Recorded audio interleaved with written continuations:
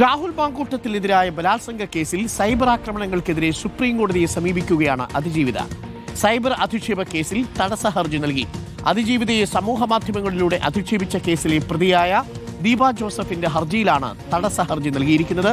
Nobel മാരിക്കാരനുണ്ട്. Nobel Marikkaran, അങ്ങനെ Rahul മാങ്കൂട്ടത്തിന്റെ case supreme കോടതിയിലും എത്തി. അവിടെ ഇപ്പോൾ അതിജീവിത തടസ്സ ഹർജി നൽകിയിരിക്കുന്നു. ദീപ ജോസഫ് ഹർജിയിലാണ് ഇപ്പോൾ തടസ്സ ഹർജി നൽകിയിരിക്കുന്നത്. ഒരുപാട് അധിക്ഷേപം താൻ നേരിട്ടു എന്നുള്ളതാണ് ഇപ്പോൾ അതിജീവിത പറഞ്ഞിരിക്കുന്നത്, അല്ലേ, സുപ്രീം കോടതിയിലും.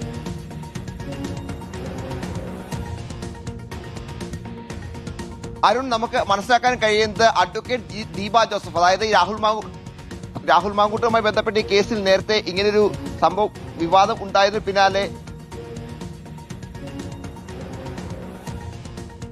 ഓക്കെ നോബൽ, എനിക്കൊന്ന് ശബ്ദം തിരിച്ചു വരുന്നുണ്ടെന്ന് തോന്നുന്നു. നോബലിന് തുടരാം.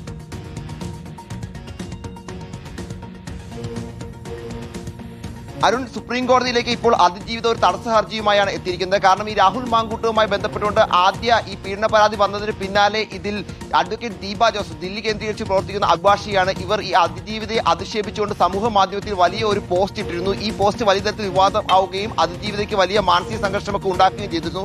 ഇതിന്റെ അടിസ്ഥാനത്തിൽ ഒരു FIR രജിസ്റ്റർ ചെയ്തുകൊണ്ട് കേരള പോലീസ് ആ FIR റദ്ദാക്കണം എന്ന് ആവശ്യപ്പെട്ടുകൊണ്ട് നേരിട്ട് റിട്ട് ഹർജിയാണ് ഈ Deepa Joseph, advocate Deepa Joseph supreme കോടതി നൽകിയിരിക്കുന്നത്. അതിലാണ് ഇപ്പോൾ അതിജീവിത തടസ്സ ഹർജി നൽകിയിരിക്കുന്നത്. തന്റെ ഭാഗം കൂടി കേട്ട ശേഷം മാത്രമേ ഇതിൽ ഒരു തീരുമാനം എടുക്കാൻ പാടുള്ളൂ എന്നാണ് ഇതിൽ അതിജീവിതയുടെ ആവശ്യം. എന്താണെങ്കിലും ഈ ഹർജി അടുത്ത ദിവസം പരിഗണിക്കും എന്നാണ് നമുക്ക് അറിയാൻ കഴിയുന്നത്. അങ്ങനെ രാഹുൽ മാങ്കൂട്ടവുമായി ബന്ധപ്പെട്ട കേസ് സുപ്രീം കോടതിയുടെ പരിഗണനയിൽ കൂടി എത്തുകയാണ് എന്നാണ് പ്രധാനപ്പെട്ട. സൈബർ അധിക്ഷേപവുമായി ബന്ധപ്പെട്ടുകൊണ്ട് നേരത്തെ പല ആളുകളും ഇത്തരത്തിൽ അതിജീവിതയെ സൈബർ അധിക്ഷേപത്തിന് വിധേയാക്കിയിരുന്നു. അതൊക്കെ വലിയ തരത്തിൽ വിവാദമാവുകയും അതിൽ പലർക്കുമെതിരെ കേസെടുക്കുകയും ചെയ്തു. അത് ഏറ്റവും പ്രധാനപ്പെട്ട, ഏറ്റവും സെൻസേഷനായ ഒരു അധിക്ഷേപമായിരുന്നു ഈ അഡ്വക്കേറ്റ് ദീപ ജോസഫ് നടത്തിയത്. പിന്നീട് അവർ രാജ്യം വിടുന്നതടക്കമുള്ള വിമർശനങ്ങളും ഒപ്പം അത്തരത്തിലുള്ള നിരീക്ഷണങ്ങളൊക്കെ വരികയും ചെയ്തു. എന്താണെങ്കിലും ഈ കേസ് റദ്ദാക്കണം എന്നാണ് അഡ്വക്കേറ്റ് ദീപ ജോസഫിന്റെ ആവശ്യം. താൻ അങ്ങനെ ആരെ അധിക്ഷേപിച്ചിട്ടില്ല എന്ന് വ്യക്തമാക്കിയാണ് അവർ ഒരു റിട്ട് ഹർജി നേരിട്ട് സുപ്രീം കോടതിയിലേക്ക് കൊണ്ടുവന്നിരിക്കുന്നത്. എന്താണെങ്കിലും അതിലാണ് ഇപ്പോൾ അതിജീവിത തടസ്സ ഹർജി നൽകിയിരിക്കുന്നത്. തന്റെ ഭാഗം കൂടി കേട്ട ശേഷം മാത്രമേ ഇതിലൊരു തീരുമാനം എടുക്കാൻ കഴിയൂ എന്ന്, തീരുമാനം എടുക്കാൻ പാടുള്ളൂ എന്നാണ് ഇവർ വ്യക്തമാക്കുകയും ചെയ്യുന്നത് ഈ തടസ്സ ഹർജിയിലൂടെ. അരുൺ,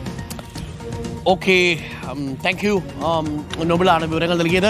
അങ്ങനെ രാഹുൽ മാങ്കൂട്ടത്തിന്റെ കേസ് സുപ്രീം കോടതിയിലും എത്തി.